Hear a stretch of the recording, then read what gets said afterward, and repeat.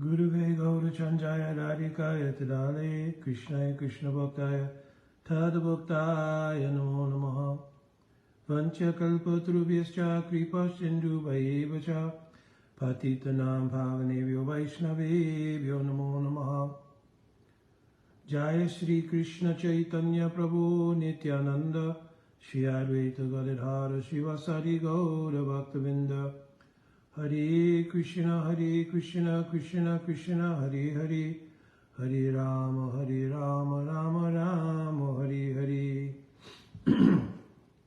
Dhanavad Pranam devotees, I'm re-recording a question and answer session from yesterday. We had a storm here yesterday, and of course, I had some issues to attend to because of the storm. So I was unable to complete yesterday's session. So I'm just picking up and actually going through the whole thing because I didn't even bother to record the session yesterday because of dealing with a few shingles that came off the roof. But we didn't know exactly what was going on. And everybody is okay, so there's no harm or anything here. It was based on a question that was sent to me regarding the nature of how bhakti comes to the jiva. Because we've mentioned that the jiva sojourn in the material world, those who are conditioned souls, is anadi. It has no beginning. So of course, in the context of the use of the word anadi, Jiva Goswami Pada said anadi means something that has no beginning, but it does have an end. So there is no perpetual existence in the material world. Dasabhuti Harieva Nanyasha Eva Kadachana. We cannot be perpetually something other than the actuality of what constitutionally we are, which is the Das of Krishna. How that specificity of Dasitva takes shape and unfolds is dependent on the nature of the process that one takes to in terms of spiritual unfoldment. So not all processes are the same. They don't all, exactly yield the same results. So this is why our acharyas have painstakingly gone through, whether it is Jiva Goswami Pad, Srila Rupa Goswami Pad, even in Brihad Bhagavatamrita, Sanatana Goswami Pad, they've all, and Srimad Bhagavatam itself, hence Sri Vyasadeva Ji, has pointed out the superiority of bhakti, and in bhakti the superiority of Braj Bhakti. So superiority here is not like in the material world where ideas of superiority and inferiority carry a stigma to it. So it's not like that, because any kind of process of self-realization is in pursuit to some greater or lesser degree of serving and loving God. Every upadharmic religion is to some degree a pursuit of loving and serving God, just that according to the nature of revelation present in that upadharmic religion or other spiritual process, it may yield more or less realization about exactly what love and service to God is. Hence, bhakti is noted because Anya Abhilasita Sunya Jnana Karmadi Anavritam Anukulyena Krishna Silanam Bhakti Uttama. So bhakti is Anya Abhilasita Sunya. It is a process in which there is a desire. So it doesn't say no desire, it says Anya Abhilas. So any other desire except Anukulyena Krishna Anusilanam. Any other desire except for the Anukul Seva of Krishna is rejected. So this is paralleled in Srimad Bhagavatam in the second verse, which is called the Vastu Nideshtatmaka verse, Dhamma Projita Kaitavotra, Paramanoni Matsuranam Satam. That Srimad Bhagavatam, the reason it is held in such high esteem by everyone, but especially by Vaishnavas, is because Srimad Bhagavatam, paralleling this verse of Rupa Goswami Pad, Anyabhilasita Sunya, kicks out all ideas of religion or spiritual practice that doesn't lead to the goal of Anya Abhilasita Sunya. So bhakti is the pinnacle of the ideal of serving and loving God, and Braj Bhakti is the pinnacle of that. So the question is, how does bhakti really arise in the heart of the jiva in terms of what particular mode of service and etc. that the devotee has for serving and loving Sri Krishna? So here I'm going to read some from Srila Rupa Goswami Pad's Bhakti Rashamrita Sindhu and discuss the role of, because this was the devotee's question, what was the role of samskaras and impressions? Well, samskaras and impressions means the same thing, or sukriti, right? Because the verse is there. Bhakti, what is this verse? Bhagavad Bhakti stu sangena prajayate satsangya prapya pumbir tvija sukra purva sukriti sanjate. So this verse is there that one acquires the nature of sadhu sangha due to previously acquired sukritis. So here it's saying that in order to obtain bhakti, obviously, one has to have sadhu sangha. Bhagavad Bhakti is obtained by sadhu sangha. In the Madhurya Kadambini of Srila Vishwanath Chakravarti Thakur Pad, he very clearly explains where bhakti comes from. So first he goes to an analysis, is it possible that bhakti comes from Bhagavan? So then Srila Vishwanath Chakravarti Thakur says, no, bhakti does not come from Bhagavan. Because Bhagavan, if he gave bhakti to various people and didn't give to others, then he would be attributed with what is called asamya dosh. Asamya dosh means partiality. So Bhagavan himself does not give bhakti. So then Srila Vishwanath Chakravarti Thakur traces out, well then where does bhakti come from? So he concludes that bhakti comes from bhakti itself. One aspect of Srimati Radhika is Bhakti Devi. That Bhakti Devi Shakti is Bhakti itself. So Bhaktya Sanjatya Bhaktya. In the 11th canto Srimad Bhagavatam it is mentioned Bhakti comes from Bhakti. But its method of being dispensed to the jiva is that it comes through the heart of the pure devotee. So I've explained this on many occasions too regarding the Pancha Tattva.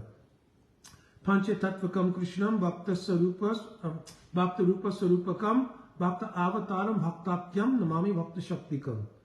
There are 5 truths or tattvas presented in the Pancha Tattva. The first is that Sri Bhagavan, in the pinnacle of tasting praying, in other words, what was experienced in Sri Krishna's Leela as the height of praying expressed by Srimati Radhika towards Sri Krishna, the height of that praying is then tasted by Krishna himself in Gaur Leela. So prem rasniyas karite ashwadan rag marg bhakti loke karite prachan.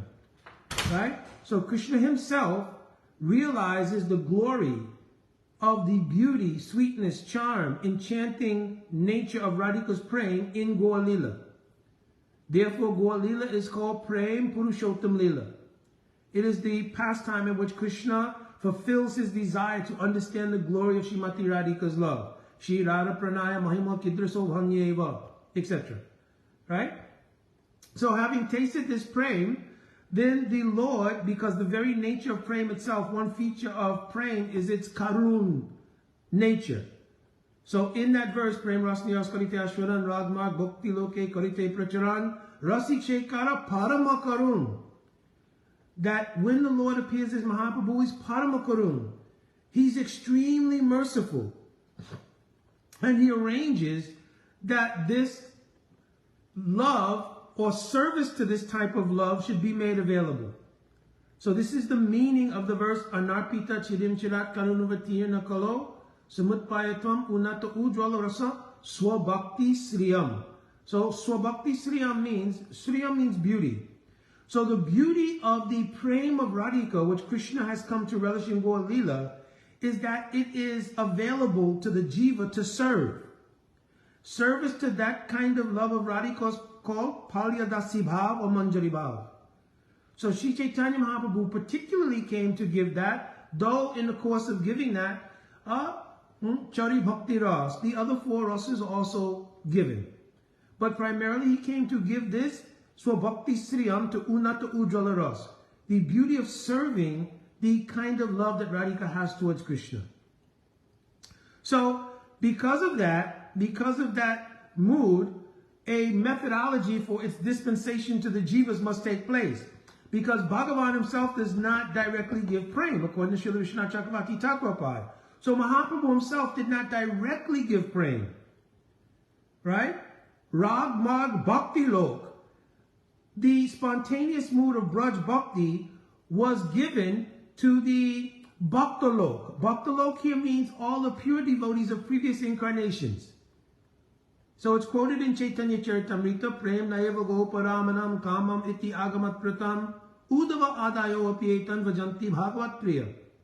All the pure devotees headed by Udava appear in Gaur Leela, and in the Sankirtan Ras Leela, in the courtyard of Srivas, they taste the intensity to their special Dashabhav towards Mahaprabhu. They taste the intensity of Braj Ras.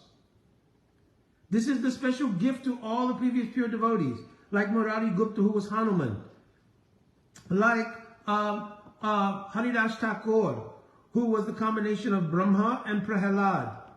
And in this way, you can go through in Gauraganadesh Deepika and see all the personalities who were in their previous incarnations, various associates of Bhagavan in different incarnations. They came into Gaur Leela and tasted this. What about those jivas who are Nadi Bada jivas, who've been bound in this world since time without beginning? Certainly, they must also be able to get the kripa or mercy of Mahaprabhu. Therefore, the first element of that is that the Lord manifests his own Swarup through the vehicle of Sri Nityananda Prabhu. Therefore, the Bhakta Rup is called Mahaprabhu himself. Bhakta Swarup is Sri Nityananda Prabhu. Why? Because Sri Nityananda Prabhu is the personification of Akhanda Guru Tattva. He is the revelatory power to reveal what is Mahaprabhu. Hence, what is Radha and Krishna? Radha Krishna Paitinai. Without the mercy of Nityananda, one cannot understand Mahaprabhu, and you cannot understand Radha Krishna. Understand? So, the very meaning of Bhakta Swarup is that he reveals the Swarup of Mahaprabhu. What is the actual nature of Mahaprabhu? That Mahaprabhu is Krishna himself tasting the mood of Srimati Radhika. But even when Nityananda Prabhu reveals this, and through the Leela of the deliverance of Jaggai and Madai, then he shows that this extreme nature of Paramakaruna of Mahaprabhu has actually come in him. And Chirara Tadamni Jaguptavitam Swanama Premamritatyadara Aphamara Yovitatara Gori. The most fallen persons, through the dispensation of this kind of Nam, which is imbued with praying, can be distributed to the Bada Jivas, and the lowest person can get the highest thing. So the lowest person, like Jaggai and Madai, can get the highest thing. You understand? But even when we analyze closely, Nityananda Prabhu delivered many souls. But the deliverance of Jaggai and Madai is also special because Jaggai and Madai are Jai and Vijay. Still, Nityananda Prabhu shows the path of the mercy of Akhanda Guru Tattva. And all of our Guru Vargas are the Prakash or manifestations of that Akhanda Guru Tattva as Vyasti Guru, individual Gurus. So, from Nityananda Prabhu, still, without the descent, that means the bringing to the plane of the Bada Jiva, this Bhakta Rup and Bhakta Swarup, the Jivas would never be able to access it. So Advaita Acharya is called Bhakta Avatar. He is the cause of the descent of the Mahaprabhu, and Nityananda Prabhu, of course, was here, but overall it's considered that Advaita Acharya is the cause of the descent of Mahaprabhu, at which time Nityananda Prabhu will appear and interacting with Mahaprabhu will carry out his function. Even when it descends to this plane, it requires bhakti, because remember I quoted earlier, bhaktya sanjatya bhaktya. Bhakti comes from bhakti. Therefore, bhakti itself must appear in that panchatattva. Therefore, Radhika herself appears in the panchatattva as Sri Gadadhar Pandit. So now bhakti shakti is present. But even with all four of those things present, Srivas Adi Gaur Bhaktavinda. Srivas means Shri Bhakti Ras Hridaya Tvam Ataha Srivas Uchite. He is called Srivas because Sri Bhakti Ras is residing in his heart. And therefore the Srivas Angan is an expansion of Srivas's own heart, in which Braj Bhakti is being manifest in the form of Audodhya or magnificence, in the form of the Kirtan Ras taking place in the courtyard of his home. So without the pure devotee, who is represented by Srivas, no jiva can get bhakti. Therefore, the methodology, my whole point was the methodology by which the jiva gets bhakti is the association of pure devotees. It is also clearly mentioned. In one verse is there in Srimad Bhagavatam, Yavrichaya Makata Do, Jatasharastayapumam. Nanirvano Nati Naati Sakto Bhakti Yoga Sasiddhidha. So one becomes eligible for bhakti if he is, Yadvichaya means by great fortune. By great fortune, Yadvichaya Makatado. By great fortune, if he becomes attracted to hearing from pure devotees, then he can develop Shraddha. He, she, I'm using generically here, can develop Shraddha. Therefore, what is the meaning of the word Yadvichaya? Because this word will be key to understanding what it is that creates the jiva's ability to contact the pure devotee. So, Adi Sridhar Swami, who wrote Bhavarta Deepika, the original commentary on Srimad Bhagavatam, he's mentioned the word Yadvichaya means Atti Bhagyena. Atti Bhagyena, the word Atti in Sanskrit means excessive. Bhagyena means fortunate. So who's excessively fortunate? That's the person who can meet the pure Vaishnava and hear Harikatha. Right? Who's excessive? Now, Srila Vishwanath Chakravarti Thakur Pad, looking at that definition of Adi Sridhar Swami, he thought people may think that this excessive fortune is somehow derived from something within their purview, their karma, their material activities, because even in the verse, Purva Sukriti Purva Sanjate, there's mention of Purva Sukritis as a cause for getting the association of pure Vaishnavas. So he said, but still, even we cannot say Sukriti wholeheartedly is the only cause of getting the association of a pure Vaishnava. More prominent is the kripa of Bhagavan in that Vaishnava. So, Paramasvatantrita Bhagavad Bhakta Jatta Kripa Mangaludhai. The independent, Paramasvatantrita means independent, Bhagavad Bhakta, devotee empowered by Bhagavan, means pure Vaishnava. The kripa that they have is what comes into the play or comes into an intersection with the sukriti of any jiva and causes the arrangement of a jiva having contact with the pure Vaishnava. So that kripa or that mercy is an indispensable part. So Yadvichaya is a key word here. So bhakti now will come from the association of these pure Vaishnavas. Now, is it their association alone which gives bhakti? There must be also something, my Guru Parapadma says, there's something also in the jivas. Because if the jivas had no ability to resonate with contact with the pure devotees or contact with bhakti, it wouldn't make any difference how it was made available to them if they had no capacity for it. So, being the dasatva by constitution of Krishna, being das of Krishna by constitution, is the sort of gata samskar, or the original impression in the heart that gives resonance, that when we will meet a pure Vaishnava, and by their kripa, and by our interest, right? Because not until a person develops some interest, because even though the Vaishnava may be very merciful, if the person has no desire, then it also will not take place. and Krishna doesn't force.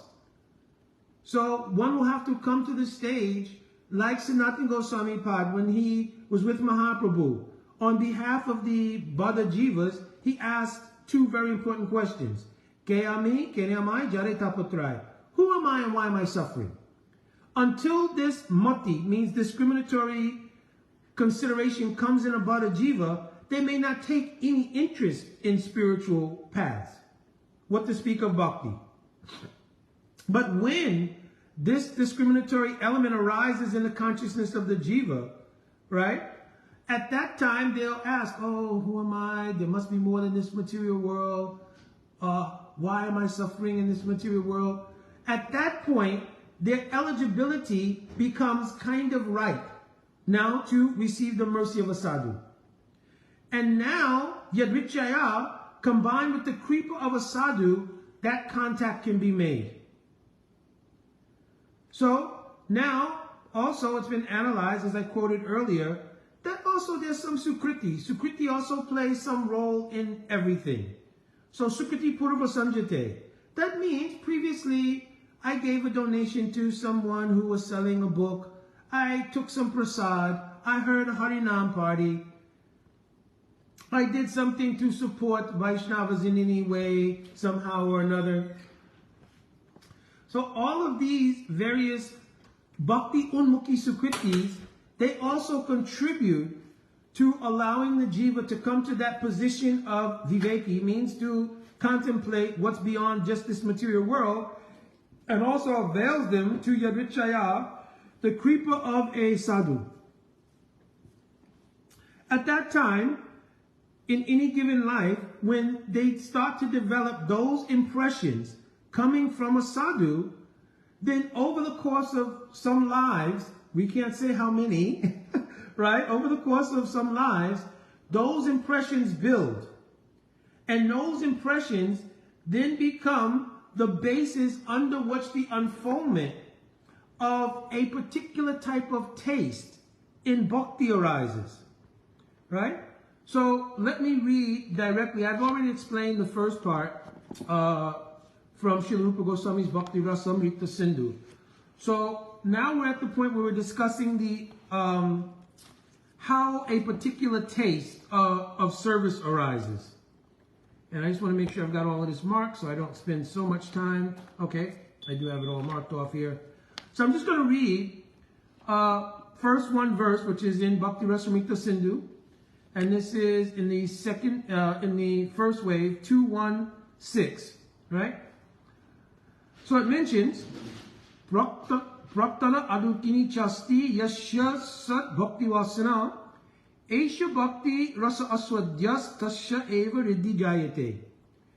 That the bhakti samskaras or bhakti ras arises in the heart of a person who has had experiences of pure bhakti in previous and present life. So it's saying some contact with pure bhakti, meaning with a pure Vaishnava, has taken place over the course of not only this life, but in previous lives. And these impressions coming from the association with pure bhakti, they are maturing through increments of our unfoldment. From Shraddha to Sadhu Sangha, to Bhajana Kriya. By Bhajana Kriya, anarthas are removed, so anartha nivritti. After anarthas are removed, the chitta becomes very calm. Nischalaya, yashaha, iti nishta. This is called the stage of nishta. And then when we continue to hear Harikatha, a particular taste arises in the Harikatha of the Vaishnava and in the process of bhajan. Tat tat bhava adi madhure shruti dirapekshate nasa sastamna yuktings cha ta lobat utpatti lakshanam. At that point, when we hear Harikatha, the vetting process of Guru, Sadhu, and Sastra is always present. But it's not required to taste the sweetness of the Harikatha you're hearing. So let me give an understanding. If you want to cook halava for others to taste, you'll need to know the ingredients, the preparatory methods, how long should I cook it, what ingredients are there, what things should I add, right? Because in order to make halava for someone, you'll need to understand all of these elements. But for yourself, if you are eating halava, is there any requirement that you need to understand how it was prepared in order to relish how it tastes? No. You understand? So here he's saying that at the stage of ruchi, which first is in bhajan, at that point, even though there may be so much sastra gyan, there may be so much knowledge present, but that knowledge is not necessary to taste the sweetness of the harikatha. You understand? So this stage is called ruchi. When that ruchi becomes more mature, it becomes ruchi towards bhajaniya. And here, bhajaniya means the object of your bhajan. So it means towards Mahaprabhu Radha Krishna. And at that time, an unquenchable thirst for a particular mood of service comes in the heart. Tasya tadrasa surukaraka basa samulasita hridoya spatika mani. Tasya ragatmakaya bhakti paripatishu api ruchi jayate. Jiva Goswami is quoted in Bhakti Sandarbha. That at that time, the abbas of the mood of an eternal associate reflects on the chitta of the jiva. At that time, the jiva now has a fixed do or die, I want to serve in this mood. Before that, the prabhav, or the influence of a particular mood was there, because from the time that you received diksha, the devotee was practicing bhakti with sambandha gyan. So it wasn't like the practice was just without any understanding. Other than that, it's not really, it may be sukriti, but it's not true practice of bhakti. But when practicing with sambandha gyan received at the time of diksha, divya gyanam yanta shimati mantre bhagavad swarup gyanam tenam bhagavad sambandha visesh gyanamscha. Because at the time of diksha from bona fide guru, one receives two things: divya gyan and kshiyate papanasam, the shakti of power to, when taking shelter of guru, to remove the nature or the tendencies towards sinful life and anarthas, and the power through divya gyan to understand who is my worshipable objective, my Ishtadev, and what particular type of relationship do I have with that Ishtadev. So that samskar or impression that's put into the heart via Shri Guru, right? This is Guru Krishna Prasade Poi Bhakti Lata Bij. This is Guru giving the seed of bhakti to the jiva. And the jiva also has something. I mentioned this in the beginning. So the jiva has capacity for all of these things in potentiality. So because the potential for all of these things is there, just like a piece of iron has the inherent potential that when a magnet comes, it will be attracted.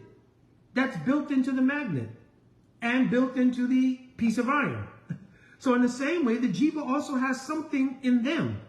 Srila Gurudev used to always say, something is also there in the jiva.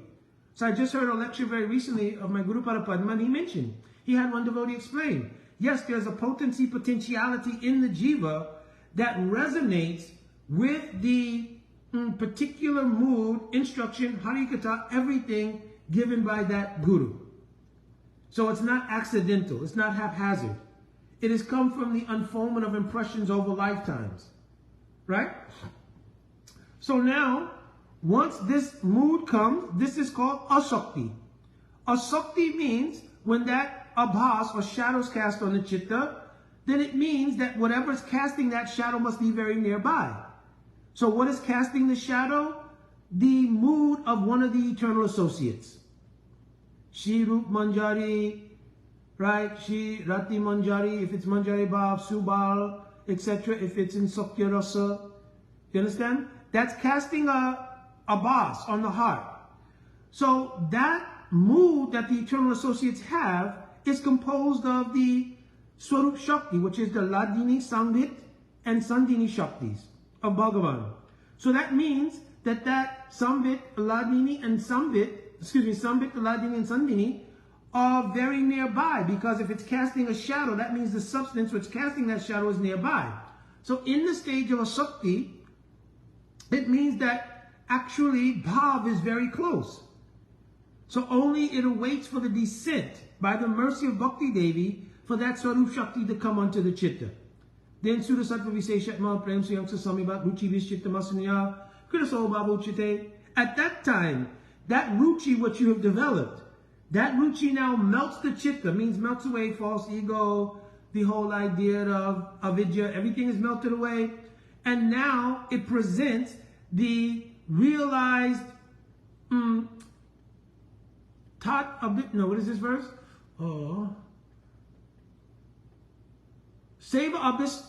Tat seva abhista yogi deinam.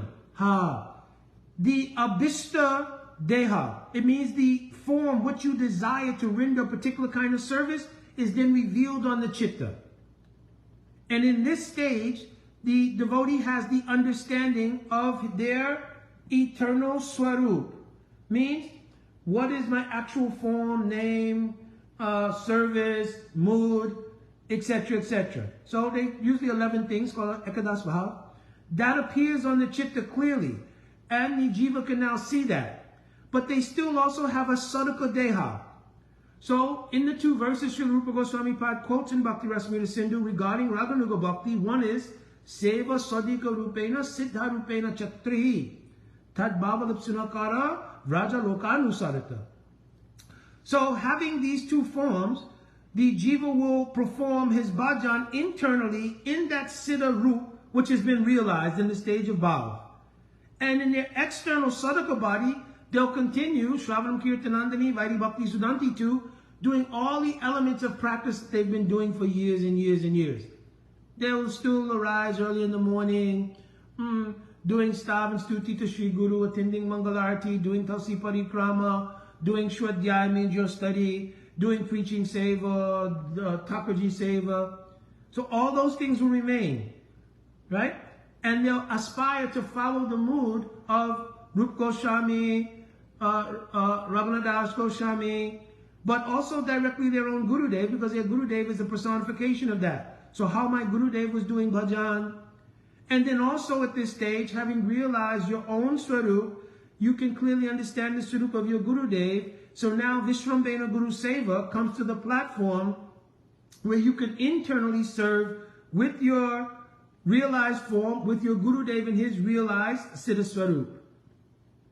This is the meaning of the 6th stanza of Guru Astakam we sing every morning. Nikunja yuno rati keli siddhai yajalibir yuktir apekshaniyai tatra vidaksharati bhalavasya vande guru shri charanarvindam. The stage in which you realize your Swarup and the Swarup of your Shri Gurudev. Oh, my Shri Gurudev is so-and-so Manjari, and I'm serving with my Gurudev internally.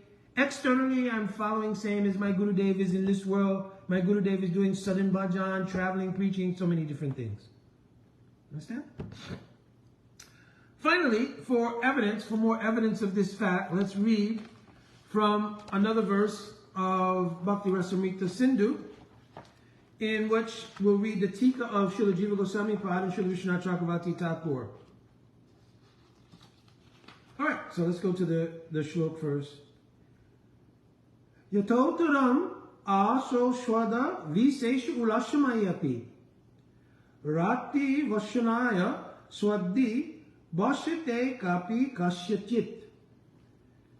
The 5 types of rati are progressively from Sudha Rati, meaning praying, Dasharati, to Priyato Rati, meaning conjugal rasa, Madhurya rasa, become more blissful by increasing taste. The particular taste arises in a devotee according to his previous experiences. So here, Rupa Goswami Pad is confirming what we've been speaking throughout, which is the role of samskaras or impressions from both previous lives and this life in shaping the particular attraction to a particular mood or taste of seva in the devotee. All jivas, every jiva is eligible for any particular rasa of service to Krishna. Through the means which we've spoken about in this presentation here, a particular mood unfolds in their heart. Now, I want to clarify something. It is also sometimes looked at that whatever is ultimately realized, because it is realized as an eternal reality, means it's eternal. That means it was always existing. So then the idea becomes, if when I realize my eternal perfection, it was realized as a cowherd boy, for instance, that means I've always been that. That means throughout my entire Southern Bhajan life, even when I didn't know it, I was a cowherd boy. So you can look at things from that angle of vision. Also, sometimes it's said, both Krishna and Shri Guru, being on the platform of eternality, they can also see what is my eternal form. No harm. And therefore, whatever my form is, it must be always existing. Therefore, it's also existing right now. Right? So this is also one angle of vision. And it is not wrong or false. But I've heard my Sri Guru Pada Padma mention, we should try to understand from the angle of vision where we genuinely are. This will create less of a chance of the arising of Sahajavad or arising of any misconceptions. So we should think, according to my adhikar, where am I now? And we will keep aspirational mood towards what that perfection we seek is. Do you understand this point? In other words, where am I now in the process of unfoldment from Shraddha to Bhav? Where am I? We can take examination. Gurudev said, check your Bhakti pulse. And in this way, we can get clear understanding where in adhikar am I in the unfoldment of the process of Bhakti. I will practice Bhakti according to Sambandha Gyan given by my Gurudev, and progressively I should have epiphanies and revelations coming in the heart that illuminate and enlighten that Sambandha Gyan given by Gurudev. But I don't want to perhaps jump to the stage of considering, oh, I already have all of these things, I'm already a Manjari, etc., etc. In your eternal realized Swarup, that may be the fact. And because it is eternal, it is an eternally existing phenomenon. But because I'm not on the platform of eternal experience, safer, better, to, according to what our acharyas and our Guru Pada Padma has told, to follow in that modality where I am is what I can see. That's genuine. So though that's a not wrong angle of vision, it may not be the best mood of service. If my Guru Pada Padma will say, and I've heard my Gurudev say, you have a very beautiful form, very beautiful shape, so mood of service, everything is already there. You just have to uncover it and practice. This is Gurudev's giving Shakti, creep, and encouragement to us. But you have to take your own pulse. Do I actually realize I'm this Sukkha, this Manjari? We have to take that pulse genuinely. And then we can have context to Srila Gurudev's statements. You understand? It's just like, unfortunately, some, in order to try to capture that mood prematurely, thought simply by hearing from someone I have faith in that I am a Manjari and receiving Ekadas Bhav, it made it so. Because I heard it from someone who is a pure Vaishnava, then that means that's it. But still, we saw that many cases like that where people ended up falling away or going away. So how could that be possible? Because the very nature of realization of Swarup Shakti means that a relationship is developed and Savata Dongsa Raitam Yarapi Dongsa Karane. Once the relationship with Krishna is fully developed, there's no cause of breaking it. Even if there was a cause, it doesn't break. So it indicates that the actual realization, even if you heard it, the actual realization was not there. So safest methodology is what our acharyas have written down in Guru Parampara and following that method. Where am I now? Now, I have not realized my siddhi. I'm maybe have nishta. I may be coming into ruchi. I may be in the stage of removing anarthas. Wherever you are genuinely, honestly, you can assess along with your Guru Pada Padma, that place you'll understand the nature of where you need to go and where you are now. Right? So the imposition of having something is really, really irrelevant at this point.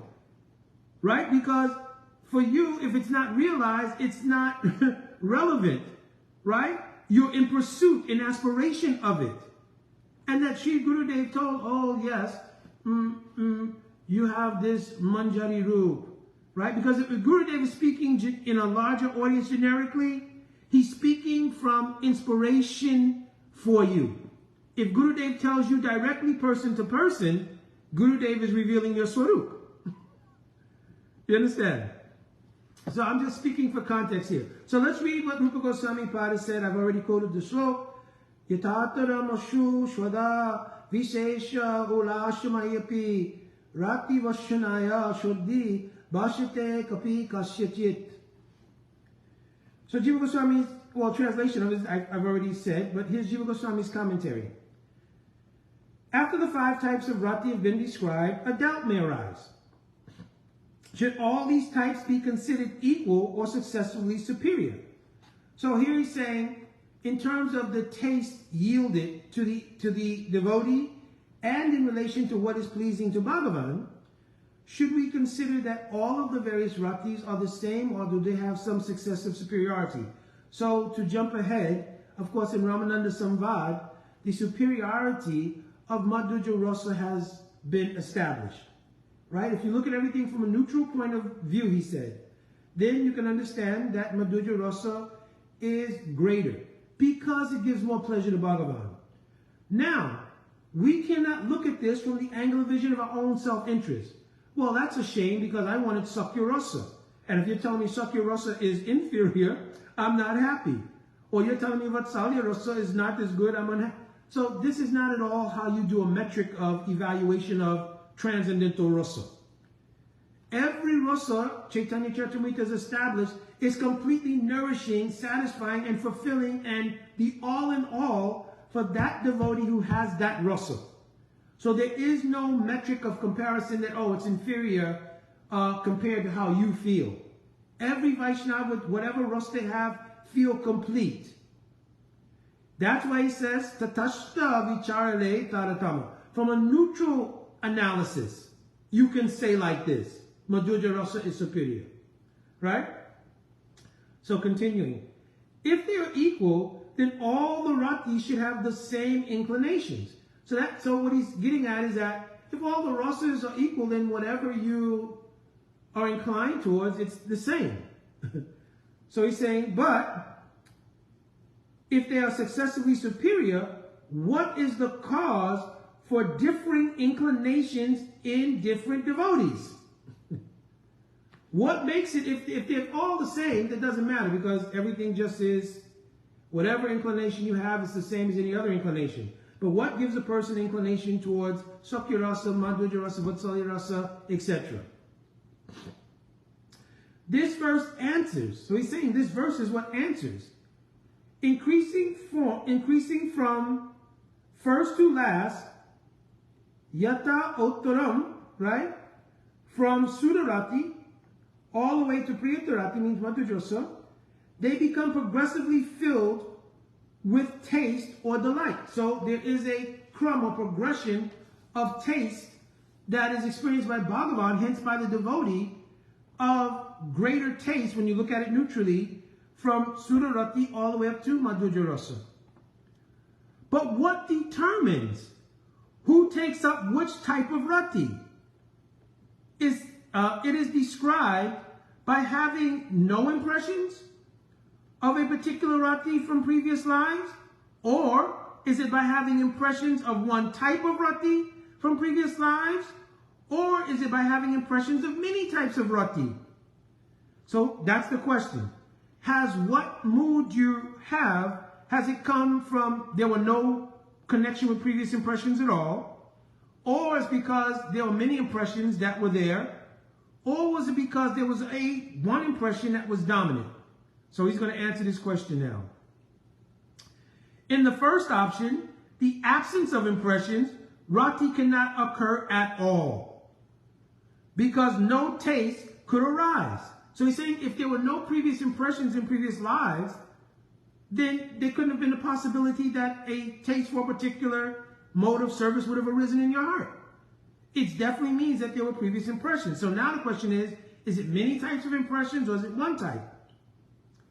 In the case of a person who has impressions of many types of rati, a particular kind of rati could not manifest prominently because of conflicting tastes would result, and the improper manifestation of ras or bas would occur. So he's saying that it could not be that there were many different kinds of rati going on and then suddenly you just pick this one. Right?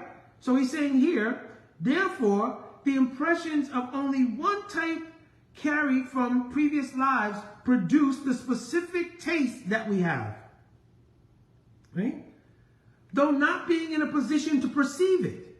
In other words, we cannot look back and see when it started, how it worked. So he says, not being in a position to perceive the depth of that ras, one can confirm its identity by comparing scriptural descriptions of ras. In other words, now by hearing Harikatha from Sri Guru, and your attraction comes. Oh, I like the way that Rup Manjari is serving to Radhika. I like the mood of Subhal, how he's serving to Shri Krishna. I like the mood of Mother Yashoda, etc., etc. Now, the prominence of that mood may appear in a different sampradaya even. I really accept Krishna as the Supreme Personality of Godhead and I want to serve him as a servant.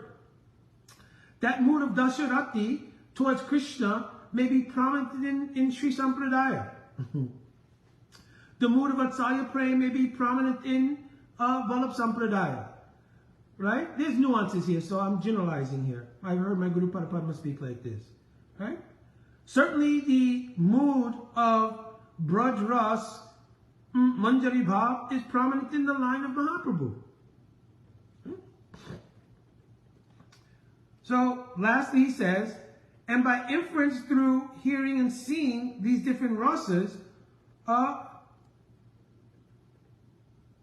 from the position of one's own taste or ras, it either nourishes or fails to nourish it. So therefore one can see from what one is experiencing if you've come to that level. If still we are dealing with the levels of anartha nivritti, etc., etc., this conversation is not so prominent. But if you've come to the level where there's some ruchi, etc., then in consultation with Guru, he can do ruchi pariksha, examine that ruchi, confirm it, and give the necessary shiksha to help crystallize it. Srila Vishwanath Chakravarti Thakur's tika in this regard. Among the various tastes, and he's giving an example, such as sweet, sour, bitter, a particular person has a particular liking because of previous impressions. Because of impressions from past life of a particular rasa, such as dasha, etc., in this life also the person has that taste alone and not others, by the mercy of a great devotee with a similar taste. This is the case of, this is the case for the two types of dasha and other three higher rasa. So he's saying this is the case being made in this verse for how dasya rasa and the vatsalya, sakya, madhurya rasa, etc., how they are developed in the aspirant. So, to kind of summarize, my point here was to answer the question of the devotee, what role that samskaras and sukritis plays, samskaras and sukriti plays in the unfoldment or development of the mood of service or rasa that a aspirant develops. So I've read from Rupa Goswami Pad. My Gurudev gave a lecture in Holland in 1998 in which he had mentioned these same factors about both sukriti, to get sadhu sangha, about previous lives impressions. So he's gone over all of this. Also, he spoke about the potentiality that's present in the jiva. Therefore, within the jiva, there's also a connecting reality. In other words, if there was no potential for these things, then it doesn't matter that they existed or how they existed. There would be no resonating factor between the jiva and these realities, right? So hopefully this was helpful, both Prabhuji and your good wife, to answering your question.